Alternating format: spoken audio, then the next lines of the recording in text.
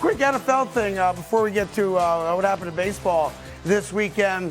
Bills legend Jim Kelly, who does not speak a lot publicly, spoke over the weekend about Josh Allen. In other words, find him Thurman Thomas, right? Or somebody. Yeah. It is great to see Jim healthy and healthy enough to be out in public. He has had some significant health scares, and always good seeing him. But, it's interesting. Like, Josh Allen regressed a bit in his first year without Brian Dable, in his ear. And I think there's something to be said about that.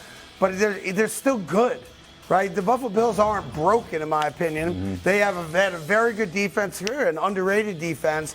And the problem with Josh Allen, and Mark, tell me I'm wrong on this, is that for some reason, once that dude gets to the red zone, he goes bonkers. And he takes chances he doesn't take in between, the 20s. And he turns the ball over a lot. You know what's interesting? And Jim Kelly referenced the running game. I don't think you need a star running back. I mean, look at the Kansas City Chiefs. They went out and got a 7th rounder in Isaiah Pacheco, who became a star. Right.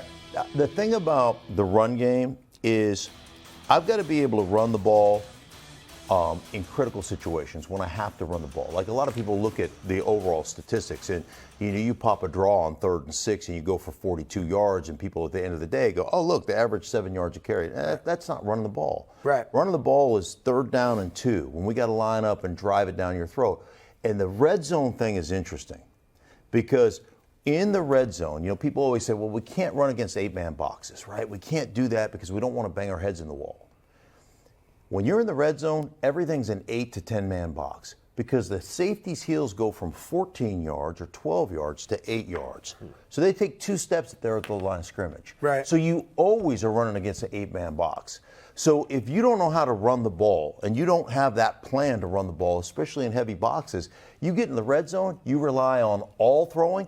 You're throwing essentially against 12 defenders because the end line becomes an extra defender. So I've got because you can't go over the top. So you have to learn how to run the ball. It's not about the running back. It's about the scheme and the play call. Right. Would you give up 2 first-round draft picks for Saquon Barkley? No. Ooh. No. I would. Really? I would. In a minute. I would. If the Buffalo Bills could get Saquon Barkley right now, and he got franchised, it's 2 first-round draft picks. Yeah. You're picking the high 20s anyway. I go out there and get Saquon for the next 3 years. I think I might be a team that you got to have problems with. He can catch the ball out the backfield. Yeah. Saquon's an amazing back. Right. And he's half the Giants' offense. Yeah. Well, and he's not signed to a contract. Right. He got franchised. Are you going to use him? You're damn right. Are you going to use him? Josh Allen's going to fall in love with this.